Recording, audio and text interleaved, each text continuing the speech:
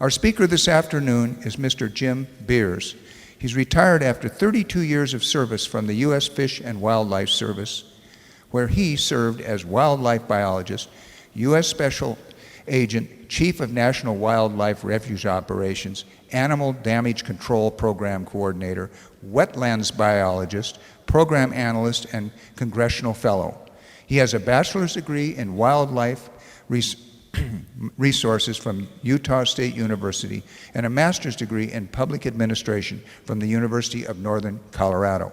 Mr. Beers was a voice for states' rights and wildlife management on the U.S. Trade Representatives Group and on the State Department delegations that were ultimately successful in protecting U.S. state management and use of natural resources.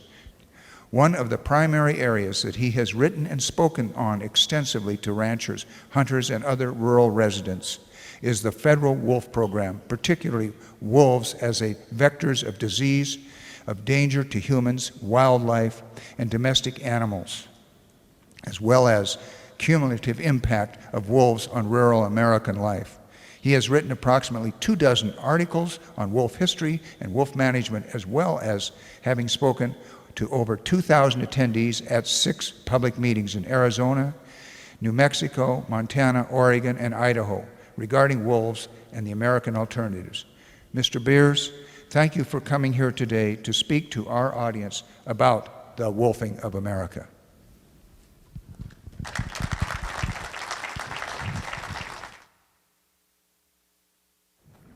Thanks. Well, thank you for coming, and thank you for inviting me to come and talk about wolves with you.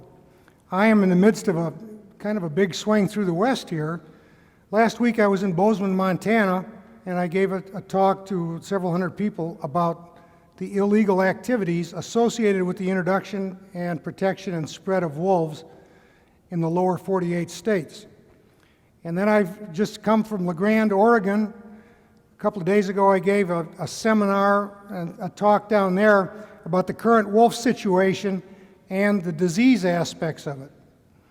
And yesterday I testified for about an hour and a half before the Oregon House Agriculture Committee about wolves and just the management of wolves and what's coming into Oregon, and particularly the disease issue and the urban connection. What diseases and wolves means to urban people.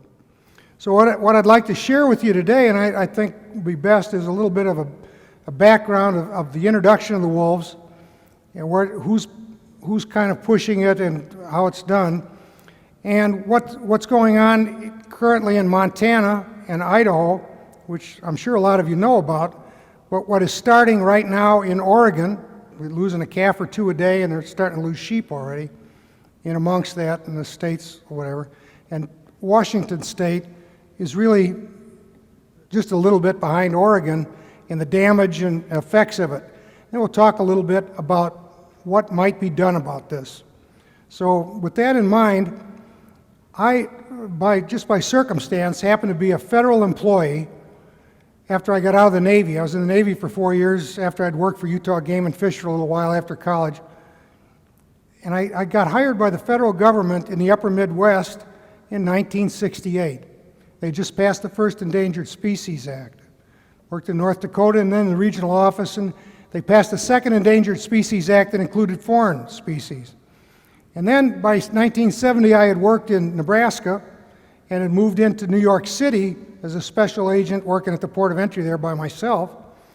And they signed a new convention with the United Nations about endangered species, and that was the basis for the current Endangered Species Act that gave great federal powers to the federal government at the expense of state governments. That was where it really got started. But at the same time, they passed a Marine Mammal Protection Act that gave the federal government jurisdiction over marine mammals, and although they had everybody thinking about whales and porpoises that were getting caught in tuna nets, what they really had their eyes on were polar bears, manatees, sea otters. Those are all animals that live in the saltwater environment in each state and stay there. There was no reason for the federal government to be intervening on them, but they did. At the same time, they passed a couple of new treaties, one with Russia and one with Japan, that suddenly gave the federal government hawks and owls. Up till that time, they had been specifically excluded from federal jurisdiction. And they also took jurisdiction over cormorants. Again, another bird that had been specifically excluded in 1917 when we negotiated a Migratory Bird Act that protected the ducks and geese, doves, and songbirds for the most part. So the federal government, just as I came to work, was starting to explode. And some of the species they used to talk about a lot were bald eagles and wolves. Oh, you know, we've got to bring those back. They're all endangered. They were like elephants, what you'd call charismatic megaspecies or megafauna. They were big, visible things that people identified with. Just like when they passed the Marine Mammal Protection Act, there was lots of pictures being run on TV about baby seals getting killed and how somehow if the federal government took over, they would no longer be killed.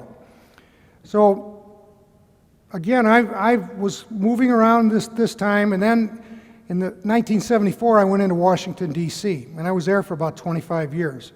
So I witnessed in there the way the Fish and Wildlife Service, the federal government, Forest Service, the Park Service, BLM, were all incorporating the things that you're dealing with right now, which is federal authority and jurisdiction at the expense of local people. The fact that the federal government can say, this would have been unimaginable in 1960 or before, that the federal government could just say, well, you're going to have wolves, and you're going to have them all over here, and if we catch one of you shooting them or doing anything, it can be a big fine, probably prison. You're probably never going to be able to vote again. You're never going to be able to own a gun again. And the states went along with it. Talk about that in a second. But anyhow, while I was in Washington, I saw a lot of things changing. I was part of that in some of the jobs I was in. And Fish and Wildlife Service, you have meetings together and you drink coffee together, so we were all kind of could see what was going on around us. And some of it, to me, was pretty unbelievable. I was always kind of looked on as a hunting and fishing type biologist, a guy from a state and very sympathetic to the state government. And many of the new people were not. Many of the new people were thinking that the state government was the problem, that they were still cutting down all the trees on public land, that ranchers were chewing up all the grass out there on public land, and why they would call people like me one of those hook and bullet guys. And we got to be fewer and fewer. We were looked on as people who only wanted to kill animals, and we just wanted to have hunters and fishermen and doing things with species that shouldn't even be here, like brown trout and pheasants and Hungarian partridge, that we were not sensitive, caring and sensitive kind of guys. So as I watched all this taking place, I had different jobs in Washington. I worked up with the Congress and with some of the staff people up there, and I got kind of a broad picture of what was going on and how it was coming together. And in the late 1980s, things were starting to change back, and I don't mean to be political here, but I'm just being as honest as I can. We had gone through a period with Nixon after I got hired, and Nixon, I always thought it was kind of funny, and I didn't know much about politics at the time at all, not that I do now, but I always thought it was funny because he did so much at the Endangered Species Act. He was all for it. He was doing all this environmental stuff, and when they had the first Earth Day brouhaha back there in Washington, Senator Gaylord Nelson and all of them, they specifically excluded Nixon from inviting him there because he was Republican. But he was really doing as much as any of the Democrats were at the time. He was no different. He wanted all that stuff. Endangered species, save them all. Marine mammals, you bet. Just as a little aside, the Marine Mammal Protection Act was introduced and sponsored in the U.S. Senate by a senator from Arkansas. And he was running for re-election, and he was looking for the urban vote in Little Rock to be the spark that would carry him over, so he wanted to get the urban vote, so he sponsored the Marine Mammal Protection Act, and he was very open about telling staff people and other senators up on the Hill, as a joke, but he was being serious, that the best damn thing about those marine mammals was there wasn't one of them within 1,000 miles of Arkansas.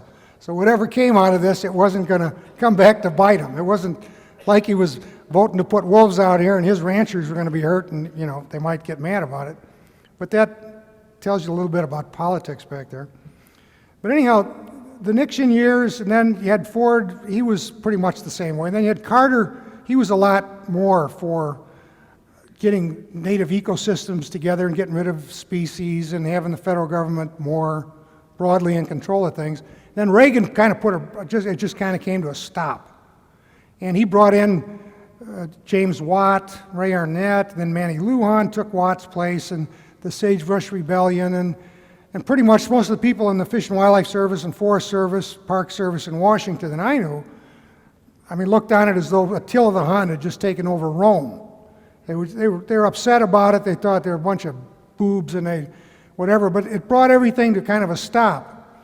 And then the second half of the Reagan years, a lot of those guys left, and it started to slide back.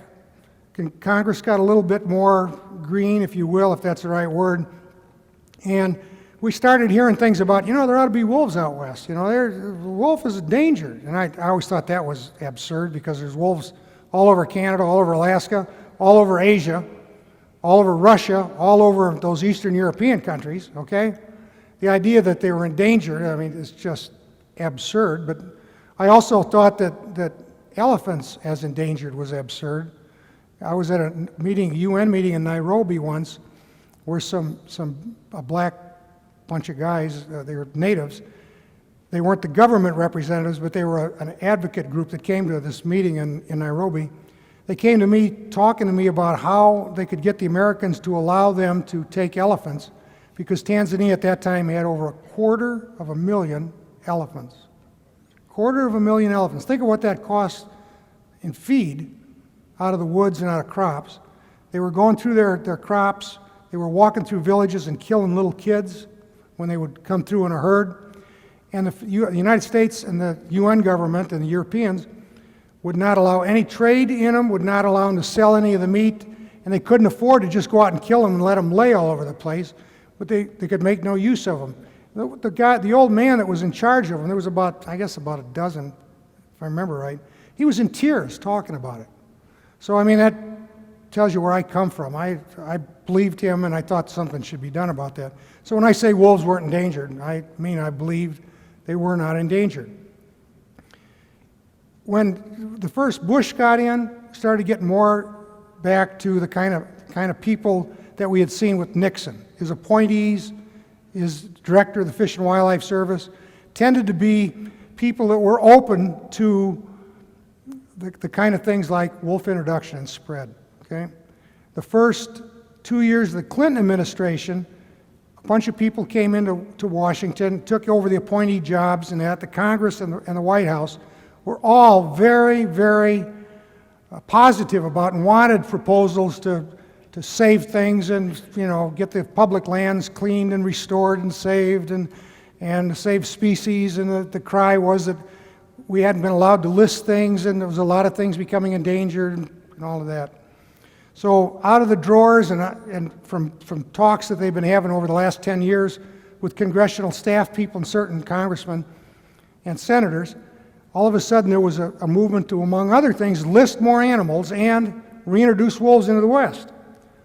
Well, they put all that paperwork together, and the first 6 months of administration, there aren't too many people that know what they're doing. They aren't making all the right connections yet. So the second year, they got some proposals up there, among which was funding the reintroduction of wolves into Yellowstone Park. Yellowstone Park is one of those unique national parks, and there's only a couple of them. It was never part of a territory, was never part of a state. It's been considered to have exclusive federal jurisdiction. So it's a place where no state really could legally go in and block something. A state might have the ability to block the National Forest Service from doing something on a national forest or on a national park that they bought 20 years ago. Yellowstone Park, there really was not that opportunity. So that went up the second year, the Clinton administration, and the election came up and it looked like it was going to be close. Nobody really expected, in Washington anyway, that the Democrats would not keep control of Congress.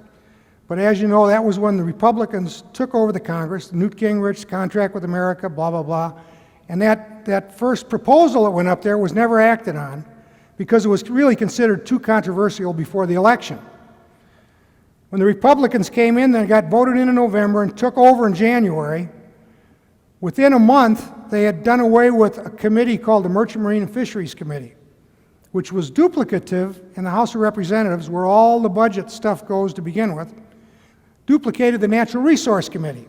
And it had been for quite a long time, even back before Reagan, a place where a lot of green legislation came out and where they got all their land acquisition approved, and it was always a bunch of green stuff out of there. And they would override the Natural Resources Committee from time to time. So remember now, it's early in the winter, 95, Gingrich comes in, contract with America. Probably in early February is when there was rumors that we were up there collecting wolves in Canada. I talked to an Alberta rancher before I went to Bozeman a couple of weeks ago, or a week or two ago now. He told me that they remember when that happened. He said there was a lot of people talking about it up in Alberta because it was a big hush-hush deal. But the Fish and Wildlife Service was up there from the U.S., he said. Canadian Wildlife Service was with them. And he thinks it was the Alberta or the Yukon Fish and Wildlife people, the provincial people, and they had helicopters and spent a month and a half up there collecting these wolves. They brought them back down, brought them into Yellowstone Park, and in March, they released them. And once they were out, I mean, we knew in Washington, the fellas that I knew that was the end of that. I don't know how you're ever going to control them again. People got rid of them last time with posses, with poisons, with poison bait stations, with traps, with shooting, with just a whole bunch of things that you can't get at in most states anymore. And we knew at that time you're not going to be able to census them, but we'll get to that in a second. So anyway, they were out and on, and to make a long story short, that was during a period when I was working in Europe, traveling back and forth to stop the Europeans from blocking the importation of furs from countries that wouldn't ban the leg-hold trap. Europe was the biggest, and still is, the biggest fur market in the world. The U.S. is the biggest exporter, followed by Canada and then by Russia. And it's important in all of those states, not only for the revenue, but for states to have continued trapping seasons for various purposes. The ability to sell the furs is a big incentive for people to do trapping. So we needed to keep that open. States can't deal with foreign governments. So I was the lone guy that really thought it was a good idea to be trapping and selling furs, and that on delegations. I would often have fights in the evenings in hotels with the delegation that were tougher than the ones we'd have with the Europeans during the day. Now, during that period now, after the wolves had been lost or released, I was having coffee in 1997 with an endangered species biologist, and he mentioned to me, he said, you know, they didn't even make out the 3177s when they brought the wolves in. I didn't believe that, because when I was a law enforcement officer in New York Port of Entry, I made a big case on a guy and got $2.5 million fine because he didn't have his 3177s. I knew a biologist who got fired from the Fish and Wildlife Service, but really retired, who was forced to sign a settlement for not making the 3177 complete enough for a Smithsonian expedition he took to Asia. And the only reason it was all done was because the people in law enforcement, the people in endangered species, were really mad at him because he had been opposing things they were doing, talking publicly about it, and they got him. When he signed the agreement that he made these two small things before he retired, 2 misdemeanors, the U.S. attorney put them together and called them gross misdemeanors and submitted them to Virginia. He found out he couldn't vote or own a gun because Virginia considered the 2 gross misdemeanors to be a felony. That's the kind of people we're dealing with here. Well, anyway, when I was told that they didn't make out the 3177s with the wolves when they came back in, and I didn't believe it, it took about 2 weeks. And just on a hunch, that one afternoon I was kind of slow, and I called the endangered species clerk that kept the data. And I said, I'm Jim Beers down Federal Aid. We're looking at some state projects here. And I said, can you tell me how many live wolves came into the United States in early 1995? She said, sure, just a minute. Waited a couple of minutes. She came back and she said, none. Now that means you aren't real sure where they came from. You aren't real sure who was present when they were imported. And I can see that happen, especially before 9/11. You say, oh, I'm in law enforcement, Fish and Wildlife Service, and how you guys doing? And we got these wolves, we got to get them down there pretty quick, and it's all government. A customs guy who, seeing a live wolf coming through is probably the first time he's seen it, and been living up there on the Canadian border for years, and sure, you guys take it easy. So you don't know where they came from, really who was there. Was Defenders of Wildlife there? When I found out later about the money, where they got the money from to do it, I never saw any money in the Fish and Wildlife Service books, money up to Canada for the Canadian Wildlife Service, the Alberta Game and Fish, for helicopter rentals, per diem, or any of that. So we get back to the problem. The wolves are loose. I'm working on this trapping. I'm getting phone calls at home from friends that I had up in the front office telling me that they had a meeting this afternoon that wasn't on the director's calendar, but that the Defenders of Wildlife, the Natural Resources Defense Council, Greenpeace, the Animal Welfare Institute were all in there, and they had the door closed, and they could hear them yelling my name and cursing and saying that they ought to get rid of me. And I thought at the time it was all because of the trapping thing. Because they were the ones that had lobbied the European Parliament, given money to some of those members to vote for that fur ban. But anyway, I was in my office at that time. A woman that used to work for me and had a pretty high job at this time came to my office one afternoon. Jim, you got a minute? And she closed the door, and I said, sure. She said, I've got to catch a plane, but she said, I really need to tell you something. She said, I was just at a meeting with a bunch of environmentalists and animal rights peoples over in the director's office. And she said, Jim, she said, they really hate you, and they are truly evil people. Now, this was a lady that worked for me. She was a good gal. She was level-headed and everything. I thanked her, and she left. We were successful in '98 in stopping the Europeans backed down. Now, they were telling the environmentalists here that was never going to happen. About a couple of weeks after it happened, I was called in and told they were going to transfer me to Boston. Now, that's the end of the world if you work in the Fish and Wildlife Service, unless you're from up there. And I said, what do you mean you're going to send me up there? They said, well, we're going to move you up there. I said, you doing away with my job? They said, no. I said, well, you can't just move me on my job. I got satisfactory things. And they said, well, you're going to be moved up there. I said, what's the job up there? They said, we'll figure it out when you get up there. And I said, I'm not going up there. I had 3 kids in college. My wife's working 2 jobs, and I was working an extra job. And they said, well, you better retire. I said, well, you can't threaten me with that. I said, I'm not going to do that. I went and I talked to a lawyer. A couple of weeks later, on Sunday, my wife calls me at my other job, security work. She said, there's an envelope in the front door. It's a Sunday morning. She said it wasn't out there when I went out to get the paper. It's out there now. It came somewhere between 9 and 10 o'clock in the morning. Somebody just dropped it in my front door, between the screen and the door. She says, you want me to open it? I said, no, God, no, don't do that. I had been threatened numerous times on the phone and after meetings by people from the animal rights groups. So I came home, got the envelope, put some big rolled up tarps I had over it, took it out in the driveway, slid it open. There was 2 letters in there, both from the administrative officer of the Fish and Wildlife Service. Told me that if I did not retire by Wednesday, or sign the paperwork to move to Boston, they were going to take away my health care forever, and they would delay my pension for 5 years.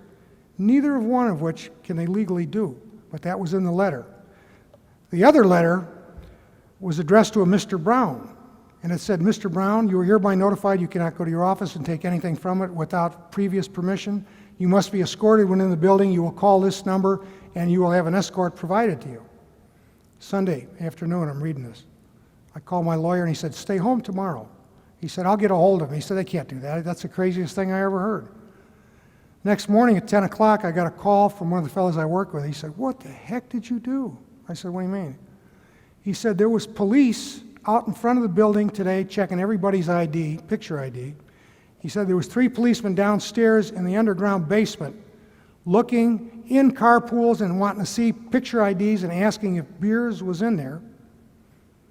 And I said, I don't believe that. He said, well, one of the cops said they had been notified that they were firing me and that I may be dangerous. At the time, I had a gun permit in Virginia, I had a gun permit good for D.C. and one for Maryland. So they would have had that information, the police would have. It could have very easily been they had been told I was dangerous, all right? I mean, God knows what could have happened there. God knows.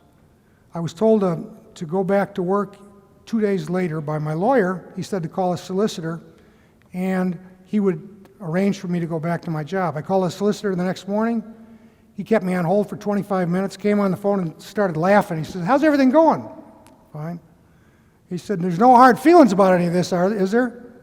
And I thought, what is all this idle chit-chat? So I said to him in a very measured tone, I said, "Listen, you just scared the living bejesus out of my wife with this stuff about taking away our health care, delaying my pension." And I said, "You called the police in, they've been to that building over there, and they've had people over in the building that I'm working with probably think I'm beating my wife or sticking up 7-Elevens. And I said, "You got the nerve to ask me if there's any hard feelings." I said, "Are you that stupid or what?" And there was a big, long pause, and then he said, just like this, he said, well, Mr. Beers, I'll tell you what. He said, "We're going to get this thing all settled out." He says, "You just stay home and go fishing and that, and we'll get back to you." I called my lawyer, and he said, "What?" I told him, and he said, "You don't talk to anybody there from now on." I was home from that point for 10 months, not a single word from the Fish and Wildlife Service, getting a full salary, accrue and leave, everything. Now, when I was home, I got a call from the Natural Resources Committee up in the House of Representatives about 2 weeks after I was told to stay home. They asked me to come up and explain to them what was going on. I went up there and explained all this to them. And in talking to them, I said, my full-time job there is overseeing the excise taxes from arms and ammunition. And I said, "I'll tell you something funny." I said, "We've always held back extra money out of that from the states in order to have a slush fund for the director to buy furniture and take trips and things that she didn't have money for. But I said, we did not get money in the first couple of years of the Clinton administration indicated from the gun and ammunition sales, because the same thing happened when he was in the first couple of years.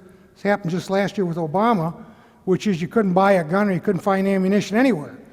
The sales way up, and the excise taxes should have gone way up, but they didn't go way up. And they said, "Really?"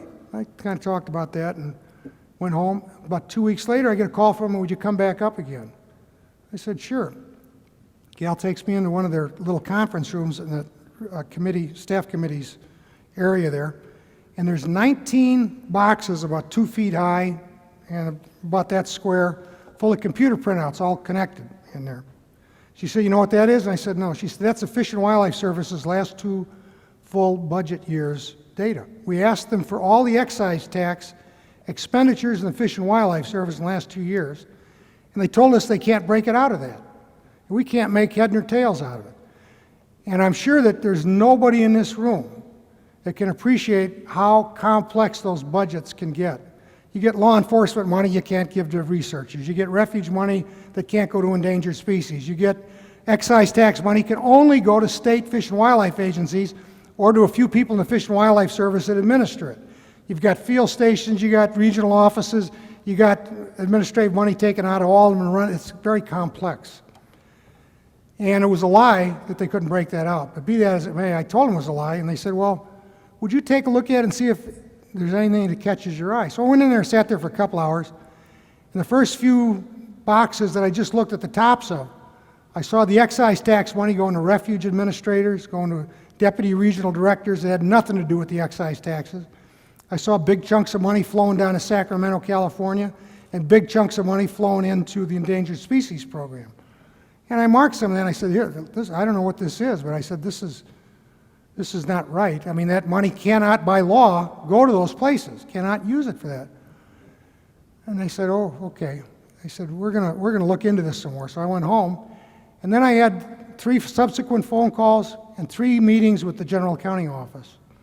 General Accounting Office was asking me all kind of questions because they were called in to go through all of those records.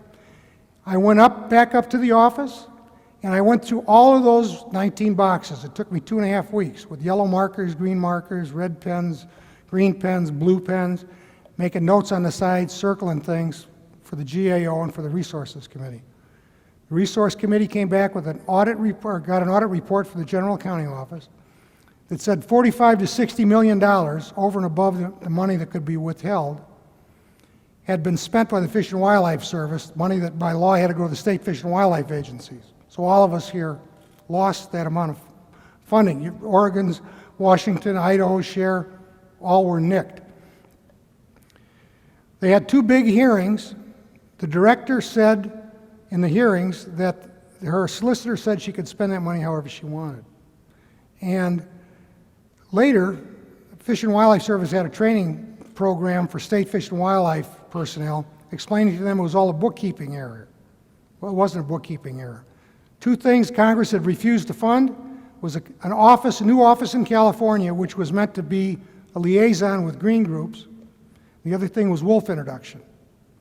They had spent the money on those two things and then given bonuses throughout all the regional offices and to people involved that might have seen a lot of that Pittman-Robertson money flow into places it shouldn't be. They got bigger bonuses with Pittman-Robertson money. Nobody ever said a word.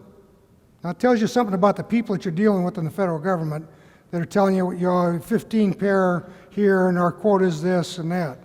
They've gotten to be very dishonest, and if any of you raise kids, it's like other things. Once they start doing things and getting away with it, it gets worse and worse.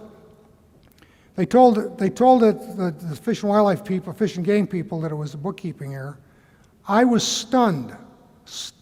I was 58 years old, had been in the business for probably 35 years, except for my time in the Navy, that the state Fish and Wildlife agencies, not one director ever asked for that money to be replaced. About 6 months later, their lobby group in Washington for the state Fish and Wildlife agencies, the Association of Fish and Wildlife Agencies, started getting $2 to $3 million out of those taxes per year to do projects that states couldn't do for themselves or cooperative projects, and that meant Ducks Unlimited got to participate, Sports Fishing Institute, Cabela's, they all got to work on projects. The lobby group in Washington increased their staff, almost doubled it, okay? That money's still flowing there today out of those excise taxes. But that's how your wolves got here. The office in California had already been opened. Congress was going to close it. The Fish and Wildlife Service transferred out to be the head of the office, a lady who is now probably number 3 or number 4 in the Fish and Wildlife Service, Beth Stevens. In case you don't know who she is, we had just hired her recently off the street at the grade level I was at and retired at after 32 years, a GS-14.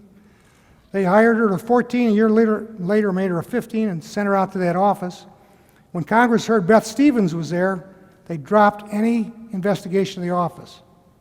Her father, Senator Ted Stevens, okay? So the wolves are out there, you're dealing with those kind of people. You got state Fish and Wildlife agencies who don't even ask for stolen money to be replaced. Now that's who we're talking about, that we just kind of brought it down to wolves. Okay? They were going to be in the wild areas, they were going to eat the lame and the halt, they were going to eat the mice and all this stuff. They've now decreased the northern Yellowstone elk herd from 19,000 to probably 2,000 or less. There's like 4 to 5 calves per 100 cows right now in the last winter count. Most of the cows and bulls are over 7 and 8 years old. Now, you don't have to be a cattle rancher or a wildlife biologist to see what's going on there. Moose are almost gone in the park. You've got packs all the way up the western part of Montana. Montana Game and Fish now, after all this, the last 15 years, they put collars here and they got a collar on this one and they transplanted that one and they killed this one. They admit they have no way of censusing wolves. There's no way they can get an accurate count of them. Local people think that there's probably at least 4,000. The state says there's about 1,000 there. Fish and Wildlife Service is backing them up. But if you'll notice, the Fish and Wildlife Service has gone into the background now. This whole thing started because of federal authority, and you've got, except for Wyoming, you've got state governments, state Fish and Wildlife agencies that are going along with that. I'm not saying that they could have done anything about it. I'm just telling you they don't really work for you and represent your interests so much as they're almost like, some state governments are like this, not out here, but those Fish and Wildlife agencies are mostly like subcontractors for the federal government. A lot of them are opposed to the kind of management of wildlife that's gone on for the last 100 years. A lot of them believe that hunting, fishing, and trapping is on its way out, and their future lies with federal money coming through the Fish and Wildlife Service for research on riparian area restoration, endangered species investigations, research on certain kinds of larches and how you'll restore them, and how to get rid of brown trout and pheasants and that kind of stuff. That's where they think their money lies in the future. It's going to come through the Fish and Wildlife Service. The Fish and Wildlife Service still holds, no matter what they tell you about, the state's going to set the quota. Fish and Wildlife Service could block them in a heartbeat about what they take in wolves. Now, you've got all those wolves out there, they can't census them, the moose are about gone, the northern Yellowstone elk herd's about gone, and now the governor in Montana and the Park Service have proposals for where the northern herd used to go in and out near Gardner, Montana, of putting free roaming elk in there. They're trying to get some brucellosis-free elk, put them in there. They paid one cattle rancher to go out of business. They got a couple of small operators in there. They're going to have to go if they put free-ranging elk or moose in there. Not moose either. Buffalo. They've got brucellosis in the park in Buffalo, and the buffalo are still in the park, but they want free-ranging buffalo out along the north edge of the park by Gardner. And it's common knowledge up there that the Park Service would like to expand into that area once they get free roaming buffalo in there. So you got a whole bunch of agendas swirling around here. You've got, back in Washington, they meet together. You've got anti-gun groups who want to cut down on hunting. You've got animal rights groups that don't want any animals killed for any reason. And you've got environmental groups that make a lot of money off of the whole thing that's being generated out there. So there's a lot of lies, a lot of money involved. State Fish and Wildlife agencies that have expanded the censuses that they've done for years for the elk by just adding 2 districts in and then counting them a little bit later in the year and coming up with, there's still a lot of elk. There's at least 6,000 elk in the herd, and they're not.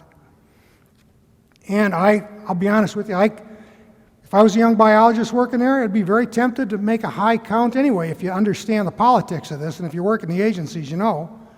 If your boss's job and promotion depends on, we still got a lot of elk out there, we want to sell permits, and no, the wolves are just eating the lame and the halt and this and that. You don't want to go in there and say, God, the count is down by 80% from last year, okay? So that just means when you fly over a bunch that looks like about 30 or 32, you're right down 80. I'm just telling you that's what I think. Be that as it may, that's Montana. Similar thing is happening in Idaho. The large herds are disappearing. And they'll tell you that's when they disappear that the wolves will go down. That's not true. They'll cite studies from up in northern Canada and northern Alaska where when they knock the caribou down and the caribou don't go back out, the wolves aren't there. See, so they go up and down with their prey. They've got all the prey in the world they need here. They got your dogs, they got sheep, they got cows, they got calves, they got dumpsters behind the little mall in town. They've got very rich little towns and villages to go through, unlike they run through in Russia when they need food in the winter, or even in the spring when they're looking around dens, okay? They've got a whole different world right here. And they're, as far as I can tell, they haven't hit any real limiting factors yet. They're very adaptive. The business about there's 10 of them out there and only one female is going to have pups. Not true. Not true at all. They're only going to have 4 or 5 pups. I've got photographs at home of 9 whelps, 11 whelps, a wolf den, okay? They multiply at 30-some% a year. There's no effective way right now to control them, even if you knew how many there were. And even if you said, we don't want them in these counties, or we don't want them over here near these allotments. You can't, look at right here, 35,000 permits. Wives got a loaded gun behind the door to the refrigerator. Everybody alert to kill one. You barely got to your quota. And they're dumb as can be right now because they really have not been harassed, okay? You can't use dogs for them. They'll kill the dogs. Hard to call into anything. They aren't going to come to just a big old piece of bait like, you're not going to throw jelly donuts out there like you are for a bear. So you can't fly after them. Airborne Hunting Act stops that. You can't use poisons anymore. That's what they used last time to get a handle on them and finally get rid of them. Okay? Now they're over in Oregon, the state's going broke, cutting everything 15% and this, that, and the other thing. And ODF&W is out every day out there because another calf got killed here, making out a report and seeing if the guy's got enough qualifications for a permit and making a report over here and say, well, it doesn't look like it was, I don't think that was a wolf there. There's a cougar track over there, I think. And I think it was a big dog and all this, and the ranchers are more and more stressed, more and more time into it. They just gave them the first permits, kill permits. After you've had a couple of kills on your place, you get a kill permit to shoot one, but only if you see it actually damaging a calf. It can prove that when it's done. And the permit even says a wolf. If there's 2 or 3 of them out there, you better shoot the right one that's got sheep blood in his mouth, because if you shoot the other one and they come out, they might say that you're just making the whole thing up. So aside from how silly it is, and they got to work that out down there, they're spending a fortune. States are going broke. And this is only getting bigger and bigger and bigger as they expand. So we got state hunting revenue is going to go way down because big game goes down, licenses go down. You can't sell all your non-resident tags now in Idaho. You've got ranching. They're doing a study in central Idaho. I went to a summary of that the other day, comparing it to a ranch over in Oregon. I mean, the cost is hundreds of thousands of dollars on the one ranch each year. And it's other losses, 100,000 pounds of beef that isn't produced that used to be produced. And that's not how much they eat. That's the loss in the herd when you go to sell what you got from a year. The costs are enormous. The stress on is enormous. Who's going to buy your house when they hear that, you know, they get a lot of wolves kill people out there. Or not people, but calves. I don't know if I want to live. I want my grandkids to come out there. I don't want wolves out there. Prices go down for everything, for ranching out there, for a place to go hunting. You're going to let you, even if you live out there.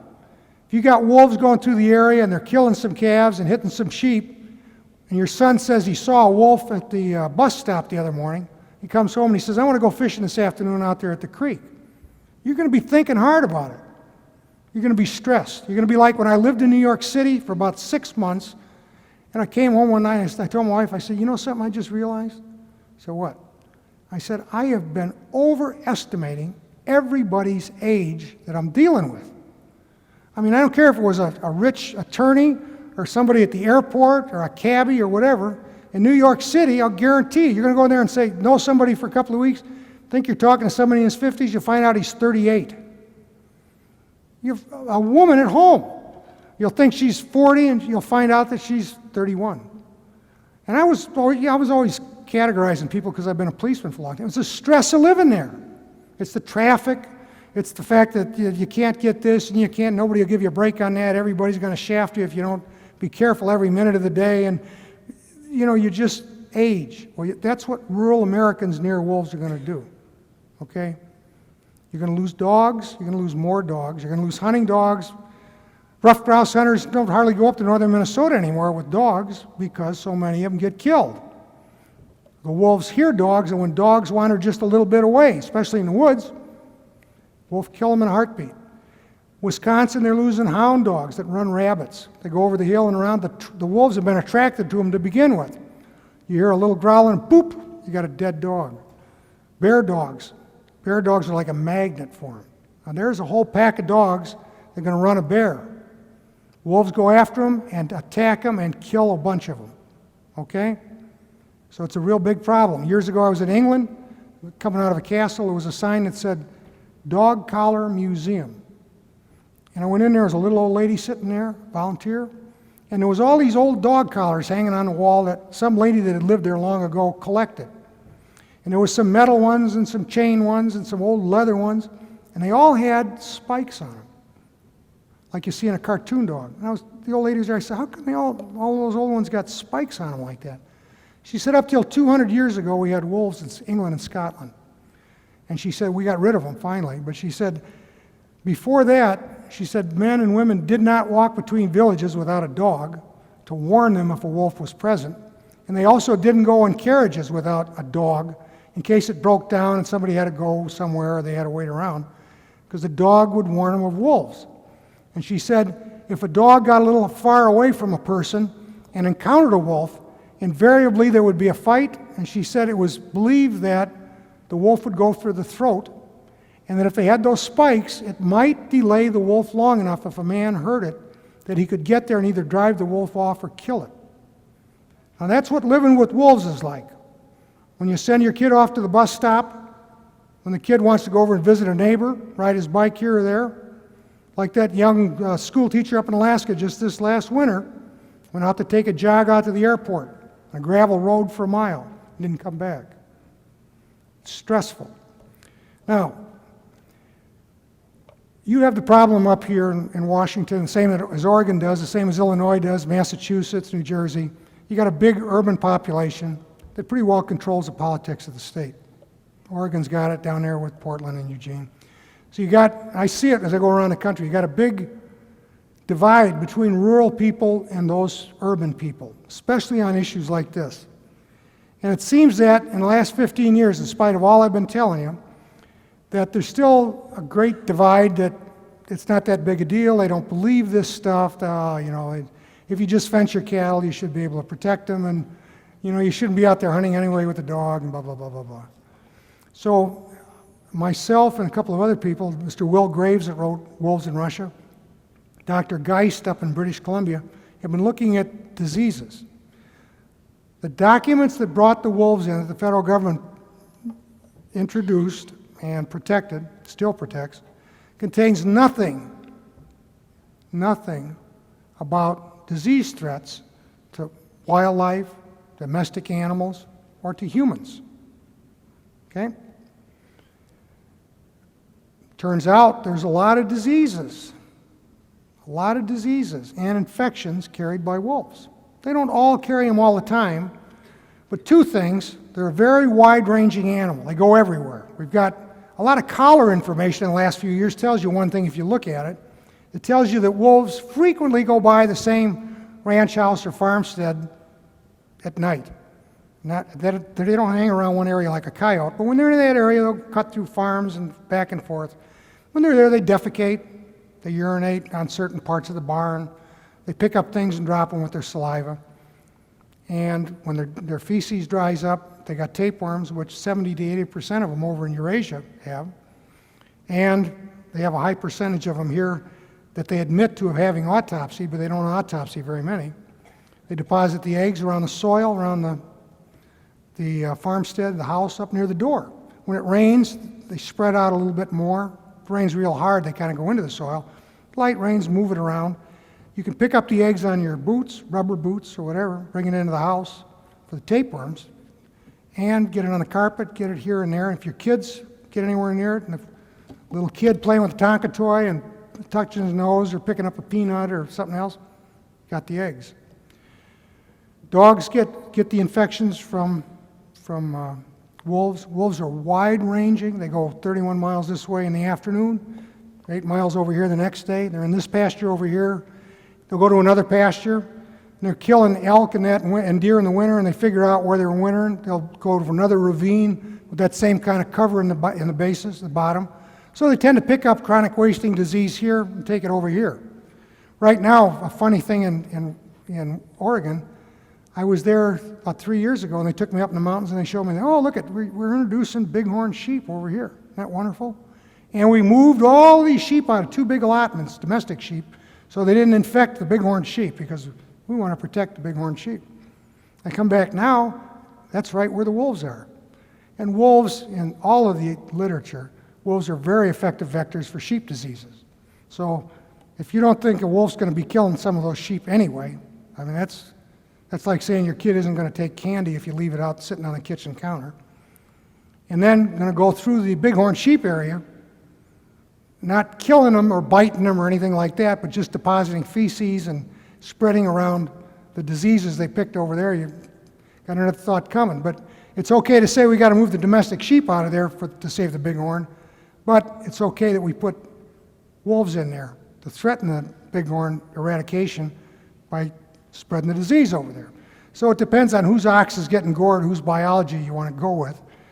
But anyhow, we're talking about disease. I'd like to read you what we've got so far, the diseases that wolves carry. Now, the first 24 are all diseases that affect humans. Some of them affect wildlife, and some of them will infect other animals, like cows and that. But we'll just go through the first 24, and then I'll give you the last ones. You got rabies. Rabid wolves in the old literature were one of the most feared things on the frontier. Indian villages, even forts with soldiers in them, had rabid wolves scratching on doors trying to get in. When they went into Indian villages, they were probably one of the most feared things in Indian life. Okay? Now think about what do you think a wolf does when he starts coming down with rabies? Number one, he's in a group usually, like bats, all sleep together. What happens when a bat catches rabies? Much higher likelihood of giving it to others around him than there is if we're talking about a skunk or a coyote or whatever. Wolf goes on a tear for a day, day and a half. In Russia, they recorded one that went almost 50 miles. Bit 25 people that they know of, bit a lot of livestock, and bit wildlife on this tear. But anyhow, rabies is a very, very big problem if and when you get an outbreak, and you do have outbreaks from time to time. Brucellosis. There's two kinds of tapeworms, hydatid disease, that we're talking about here. We're talking about a tapeworm called Echinococcus granulosus. That does occur in dogs. That's what you get rid of a lot of times when you're worming your dog, or you see your dog coming home dragging his butt around the house. And that has cysts in it that your child get it or you get it, can debilitate you a lot.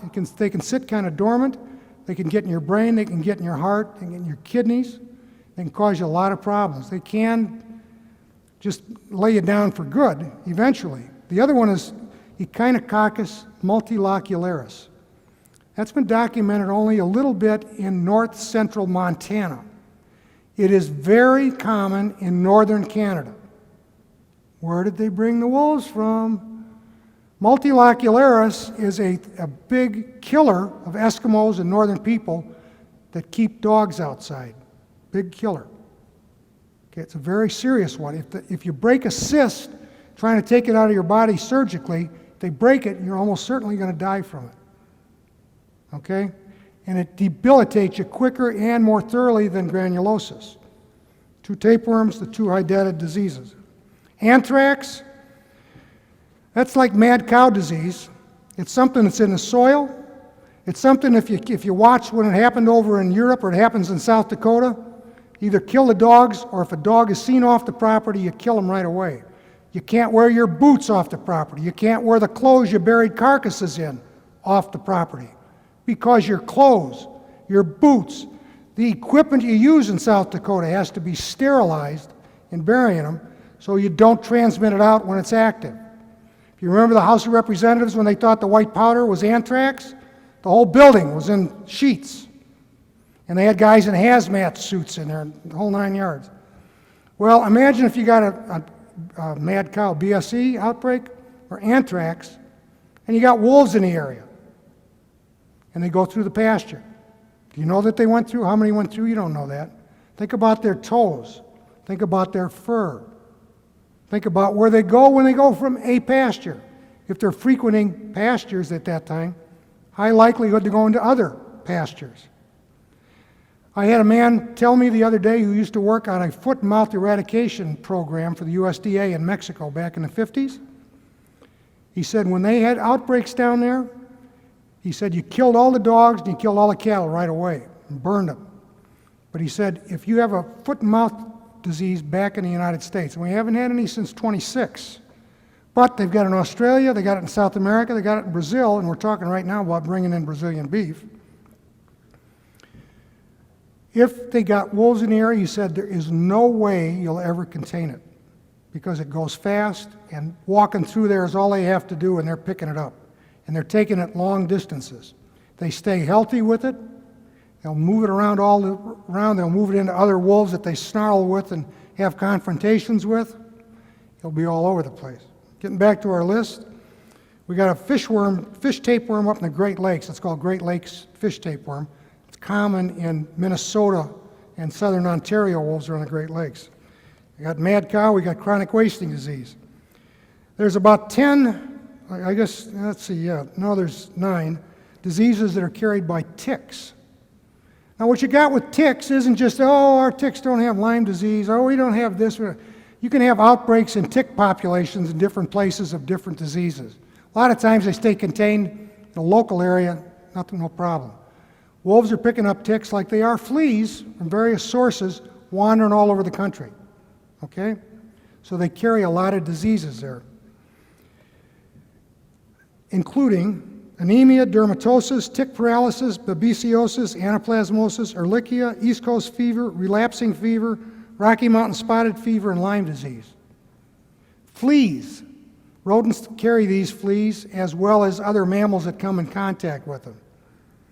Plague, bubonic plague, pneumonic plague, and flea-borne typhus. If you've been paying attention over the years, they have outbreaks of those down in Utah and in Arizona and New Mexico fairly frequently. That's because the fleas come out with it and they're hopping from critter to critter down there. When you've got wolves in the area, you've got a big vector, carries a lot of them, long distances. Now, not affecting humans, we're off the human stuff. We're talking about other animals. We're talking about distemper, Neospora caninum that causes abortions in big game animals and in domestic stock. There's 2 types of mange they carry, and they can actually carry scabies, which is a kind of mange too that can affect people. A disease called GID in sheep, that's one that goes back and forth from bighorns. Like domestic sheep and bighorns are very close in what they carry around in diseases. And foot and mouth, again, it can be transmitted. I just gave you 29 diseases that they carry. Now, none of that was talked about. Now, I'm going to real quickly summarize this right now and tell you that I think, and a lot of other people think, that in order to get urban people interested in this problem and amenable to solving it somehow, the problem of wolves, livestock impacts, hunting impacts, rural living impacts, dead dogs and the whole 9 yards, they don't have a lot of, they know that there's a lot of disease problems out in the rural areas. They know it's in the dogs, they know that people die from it all the time. They got a lot of research on that, but they don't have any research on the effects of these diseases on urban people. I think there's a couple of good reasons why that may be true over there and it's not going to be true here.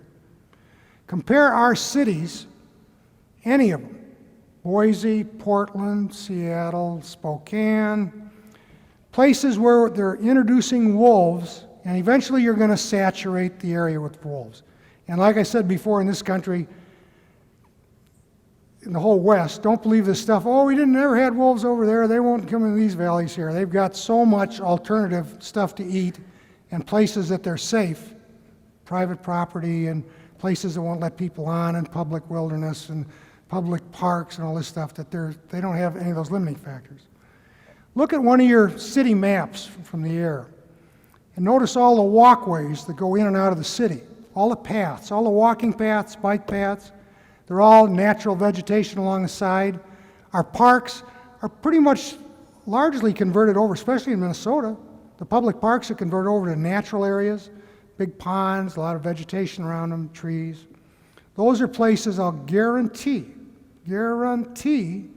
wolves will be exploring at night when they get established in adjoining areas. And they don't have to be right outside the suburban ring. They can be several miles away, and they'll go in there and they'll explore around. They're going to use those paths.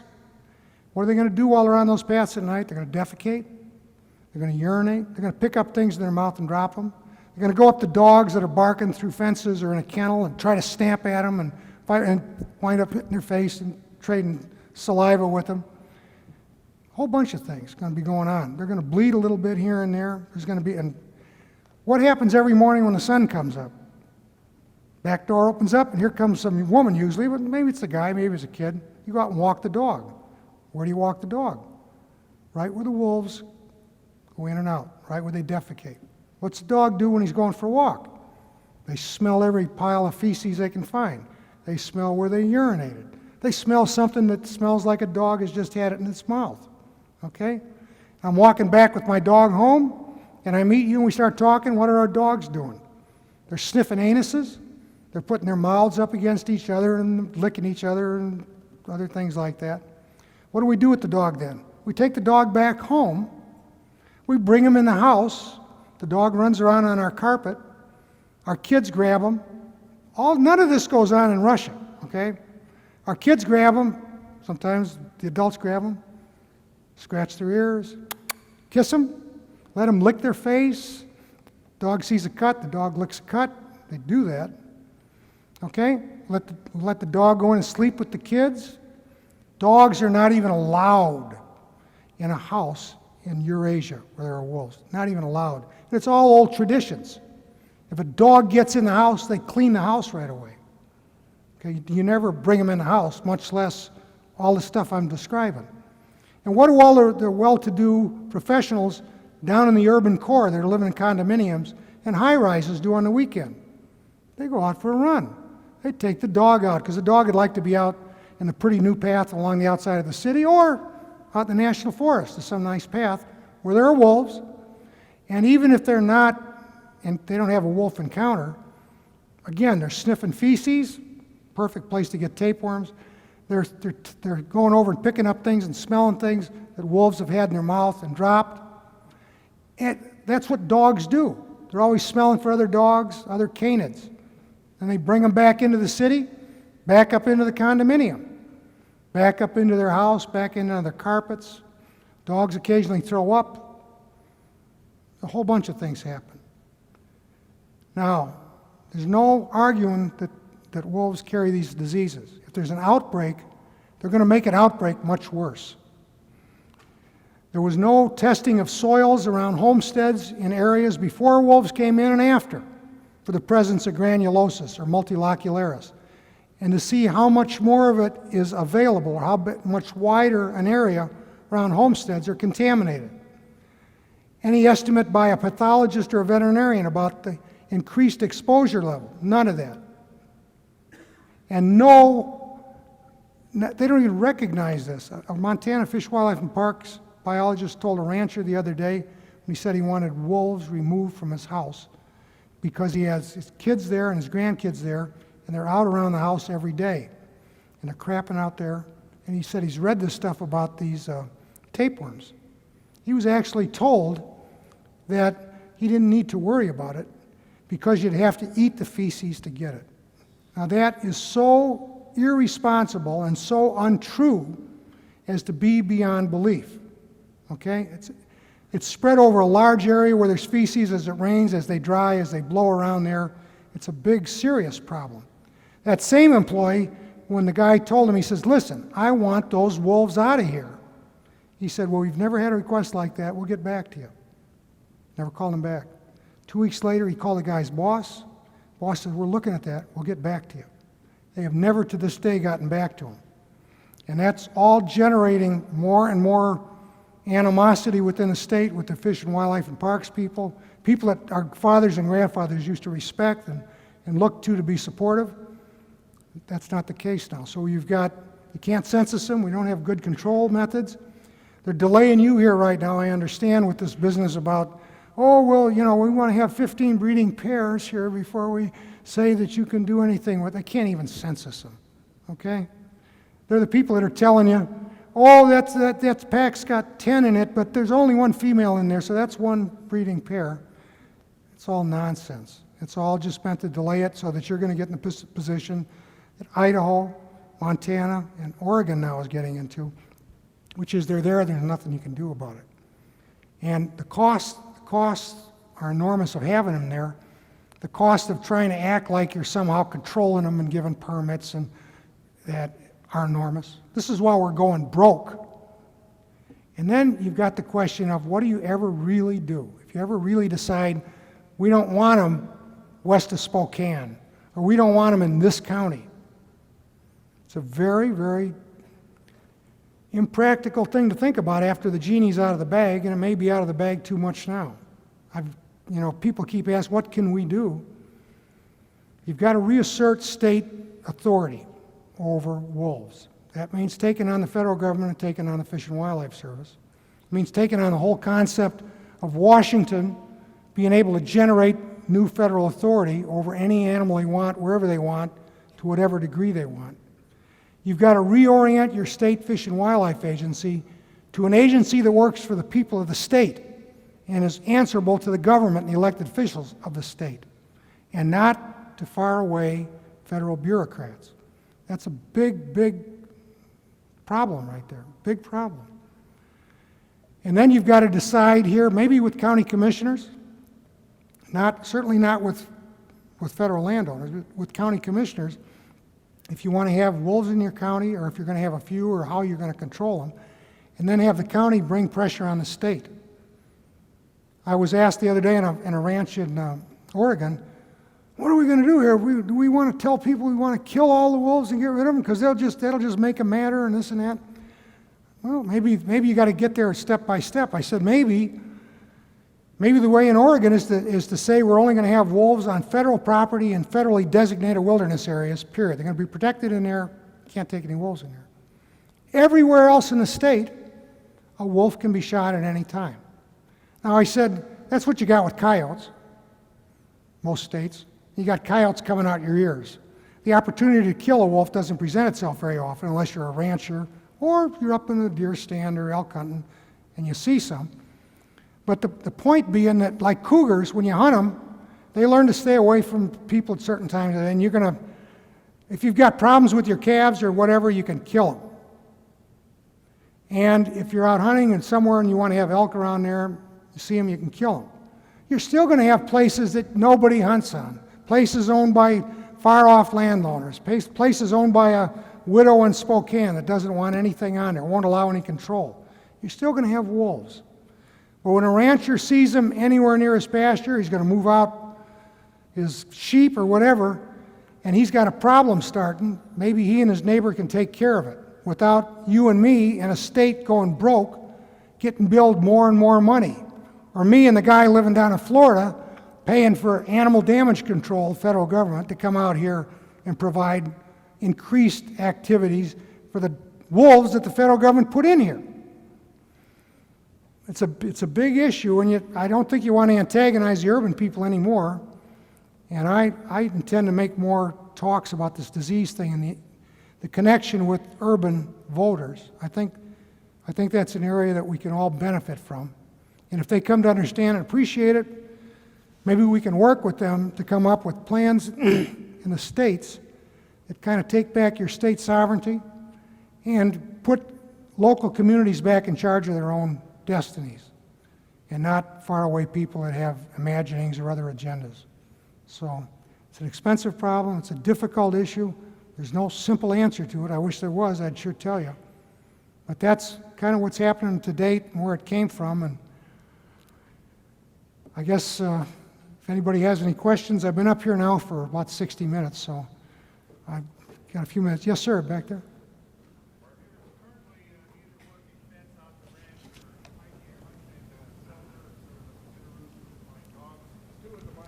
Seen wolf tracks. However, I do pack bear spray and a few with me just in case. But my question is, what are my civil rights if, in fact, I'm harassed or attacked by wolves to protect my dogs, which are my property, or livestock or whatever? What rights do I have?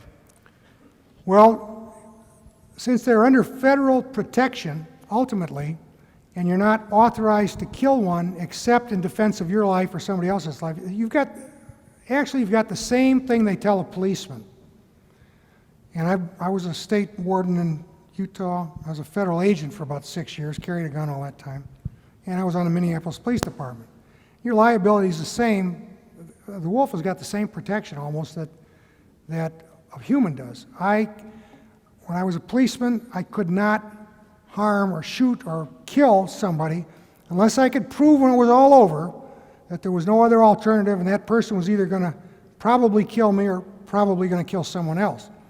So what you're faced with is, if the government's on a tear about showing that this kind of thing's going on too much, you're up against investigators and agents in the federal government, and now more and more in the state, who, if they're determined to show that something bad happened, just like when a policeman has a justified shooting, there are some other policemen or other investigators who are convinced he's no good or that this is an example of a department out of control, and they see things very different.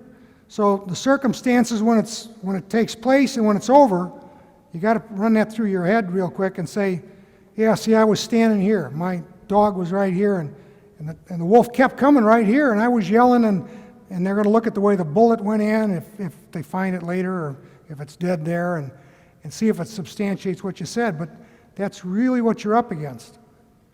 Does that answer your question? Partially, but that's probably why many of us believe in shoot, shovel, and shut up. Well, yeah, that's very true, why people say that. But you're being forced to take a very high risk. If that wolf's got a collar on it, or somebody hears the shot, or somebody sees you hauling it off, you're playing with a very dangerous prosecution where they can put you in jail, fine you for a lot of money. Like I say, when you come out, you can't vote, you can't own a gun, a whole bunch of things. And that's it's obscene. It's obscene what the federal government has done with these wolves on behalf of animal rights and environmental groups and people that want them to have more land out here. It's just obscene. I wish I had a better answer for you, but that's where you're at, and that's what you got to keep in mind. Yes, sir. Do you guys have any records of the people that illegally brought the wolf into the Yellowstone area, and has that area with the farmers around there, their cattle or sheep, picked up any more diseases that are on record? I don't know about that. I really don't. You got a problem here. You got a state veterinarian, you got a state fish and wildlife veterinarian in all these states. They work very closely together. And I've had about as much cooperation and help from working with the veterinarians as I have the state biologists, which is zip, zero, nada. Okay? If in fact what I'm telling you is all true, and it is, you're going to turn around to them and say, why haven't you said anything? So they're either not saying anything in the answer to questions, or they're just evading it with smart remarks. Oh, you don't have to worry. That's always been here. No, I don't think we have anything like that. Excuse me. That's what I get from them. That's what we see at meetings.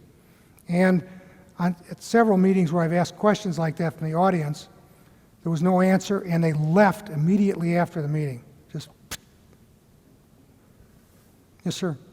You used the term dormancy. You used the term dormancy when it came to disease. You got up to 29. Is there any way of knowing how many more are dormant? That's a question for a pathologist or veterinarian, somebody without a dog in the fight, not a cattleman vet or not a hunter's vet, not a state vet, not a federal vet, somebody that's good answering that question. And I don't know where you go to find those people right now. The universities are very, very tainted with federal money. I'm not accusing them of being bad people and I'm a good person. I'm just saying that they also get a lot of money coming in there, and to come out and antagonize the people who might be giving you the money is something you have to think very carefully about for your own whatever. But that kind of information should be generated, should be looked at. And that's all we're saying here right now. But the fact is they carry them.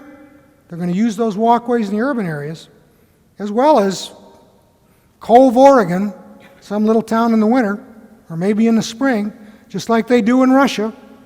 They kill women out there taking care of stock in the spring. They kill kids in the winter, walking between houses and villages. People disappear and they find them torn apart when they were out working. There was recently one guy in Russia who was running a chainsaw. And a wolf jumped him from the back, and if another woodcutter wasn't anywhere close to him, the guy would have been dead. As it was, he was in a hospital for quite a while. So, and that was not a rabid wolf.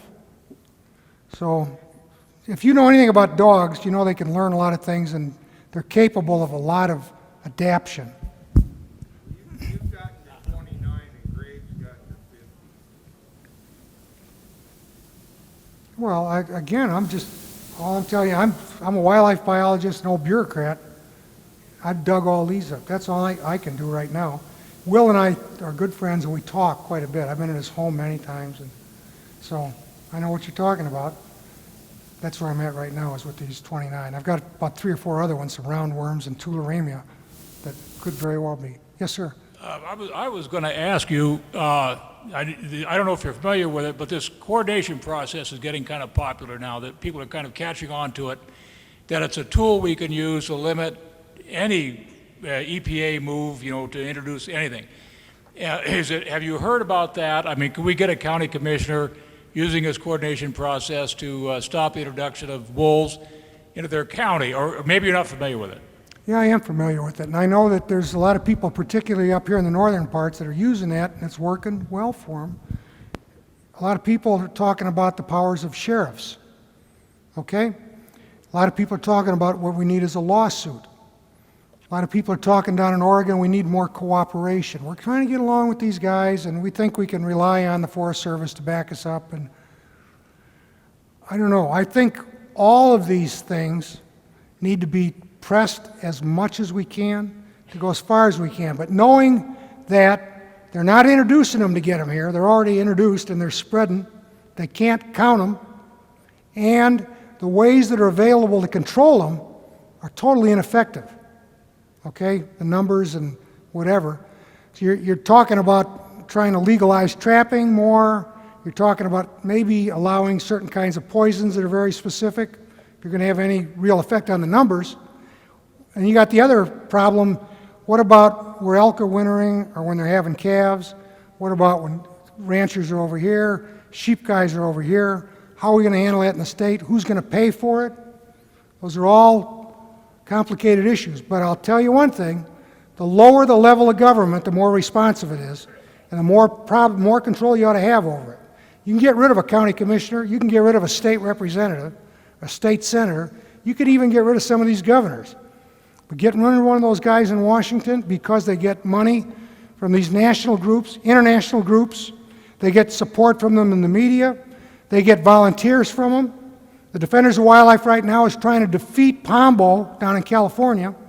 Defenders of Wildlife that gets millions of dollars through the Fish and Wildlife Service, who was set up by the Fish and Wildlife Service to take care of the depredations payments, and it's just a big phony baloney business. And then was with them when they went up there, evidently into Canada, to bring the wolves back in here, gets all this money and all this cooperation and official designation, and then hires the director, the Fish and Wildlife Service that gave them the authority, the same Defenders of Wildlife that then turns around and defeated Pombo in a really dirty election. I'm not a big Pombo guy, but Pombo helped me a lot when the Fish and Wildlife Service was after me. He's a real good man. He's like Helen Chenoweth. Helen Chenoweth, I'll give you a quick story that I think you'll like. When the Fish and Wildlife Service director was in a big hearing room packed in Washington, and they finally brought her in, she tried not to show up. They canceled the meeting, said they were going to find her in contempt if she didn't show up in 2 days. Brought her in, big packed hearing room. Don Young, the chairman, said, why was this money taken out of the Fish and Wildlife excise taxes that could only be spent by the state fish and game agencies? Why did you spend it? She actually said, well, my solicitor said that I had full authority to use the money any way I wanted to before we apportioned any of it to the states. Well, any 2-year-old that read the act knows that that's not true. I mean, not true, could not be true. Helen Chenoweth, God bless her, was sitting on the side.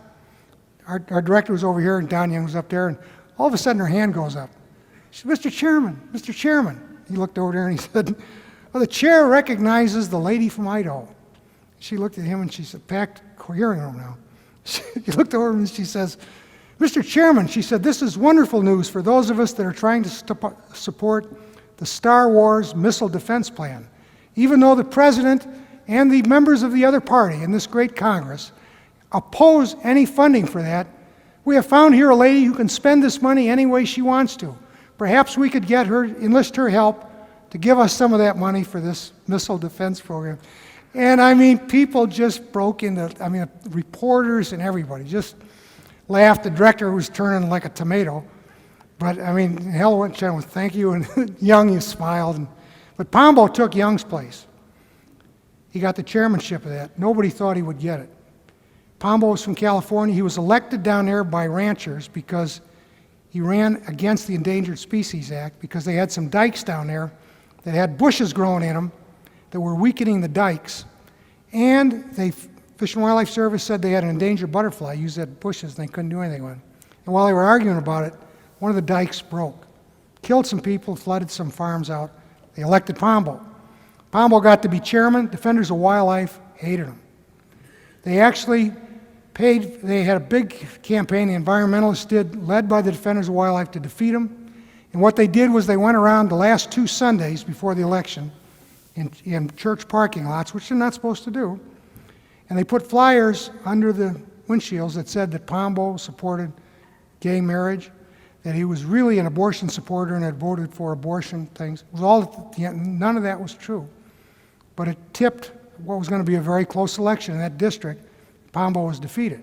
Now, these are the same people that are getting money from the government for their operation.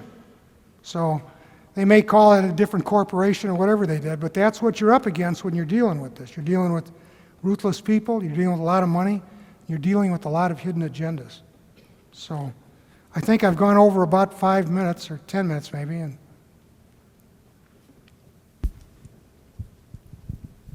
do you know if there's any connection between the introduction of these gray wolves and the Wildlands Project, the rural piece of Agenda 21? oh yeah, without a doubt.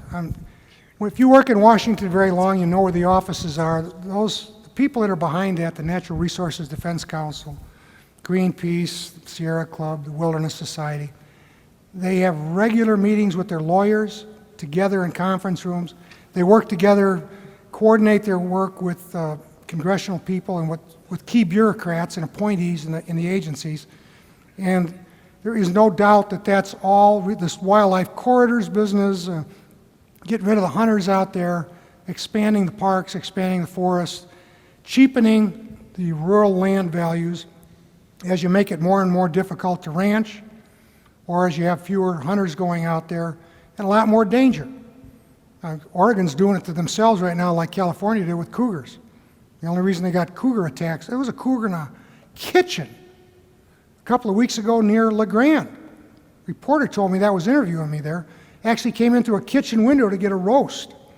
They got cougars coming out their ears with this banning of using dogs, one of the only effective ways to get them. So you're going to have a lot of cougars, cougar attacks, a lot of wolves, not much hunting out there. You're going to have incidents with people, no doubt about it. Some of them are going to be fatal. Who do you think is going to retire out there? Who do you think is going to buy a hunting shack out there? Who do you think is going to come out and want to go into the ranching business because they got some money somewhere? Live out there. Who's going to want to send their kid out fishing or whatever? Land values go down. It's much easier to have your nice corridor from the Yucatan up to the Yukon.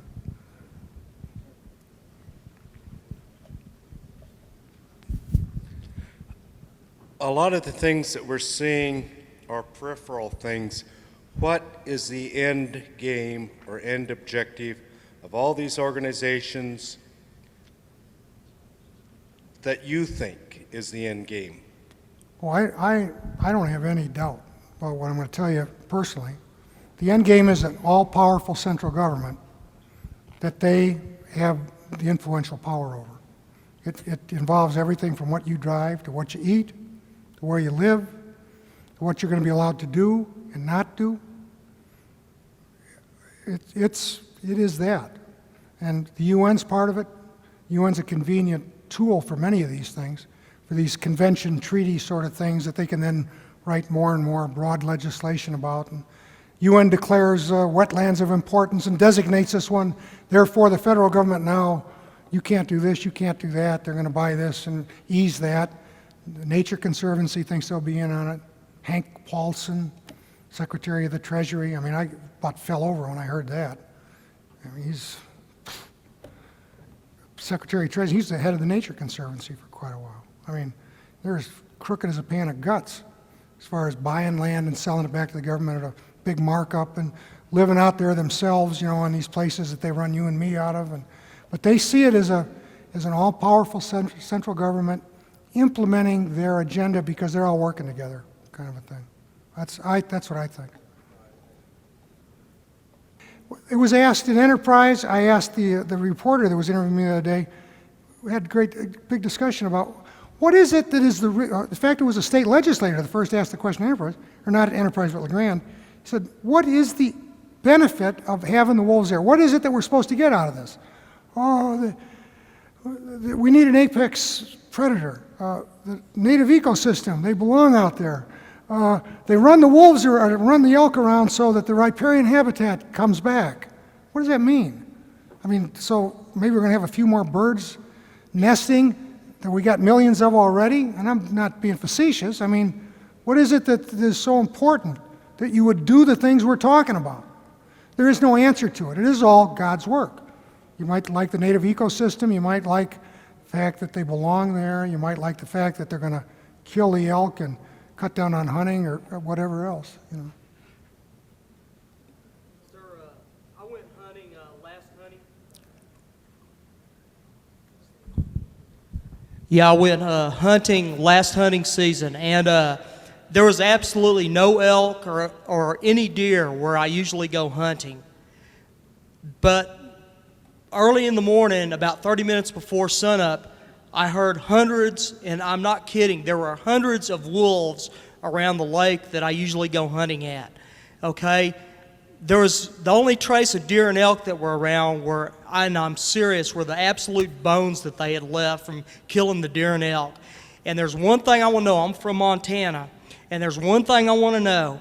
Is there any statistics on how many human beings this disease is going to kill in the next 15 to 20 years? All you can talk about is the risk of getting it and the probability of getting it, and the likelihood of an outbreak. And if you have an outbreak, what does that mean? That it's going to be spread farther and wider. And that's a question for a pathologist or a veterinarian after doing some research. And we're not talking about real complicated research here. We're talking about a city or farmsteads where there are no wolves, some where there are. We're talking about before and after. We're talking about identifying some place here, doing a bunch of testing, and then going back in there a couple of years when there's wolves all over the area. And that's something beyond my pay grade right now, but it's something that needs to be done. And when you talk about the deer and elk disappearing, and people say, oh, that's not true, 77, California protected mountain lions. No more hunting them. Since then, there's been a lot of attacks, people killed, a lot of mountain lion problems in and around Los Angeles, San Diego, San Francisco, as well as other places. About 5 years after they passed that legislation, the bighorn sheep in the Sierra Mountains started decreasing in numbers. And they were always worried about them because people spend a lot of money for a permit, a lot of money, sometimes $50,000, $60,000 for a particular permit. They went up there and they found out that mountain lions, like never before, were up in those mountains in the high Sierras much earlier in the late winter and early spring. And the mountain lions had found real quickly in those high meadows where there aren't any trees, where the bighorn sheep are giving birth to their young, had found females giving birth to young. And they were in there eating the young and eating the females when they could get them for a couple of years. It doesn't take very long, and all of a sudden you don't have very many bighorn sheep. So federal government put the sheep on the endangered species list, and you and I have been paying for years for animal damage control to go in there and kill cougars that are otherwise protected there. That's an example of what Minnesota right now, the wolves keep going up since they protected them. The moose keep going down. A big article in the paper a couple of months ago went on for 2 pages in the front part of the Sunday paper. You know what it talked about throughout the whole thing? It's global warming. It talked about us changing the plants, and pretty soon we aren't going to have them, and the insect life is changing because of global warming. It gave little lip service in the last paragraph or two about some people think it's predation, but that's been disproven by academics, and the DNR does not hold any sway with it. So that was dismissed out of hand. I don't have any doubt the same thing. It's probably getting smart enough to get calves, although they can take adult moose without a doubt. That's what they've been doing in Yellowstone. But they start taking the calves, and once they figure that out, go to certain places each spring over there, and bingo. Pretty soon you don't have any of the critters. Okay? Thank you very much. I sure appreciate your presentation. Thank you. Thanks.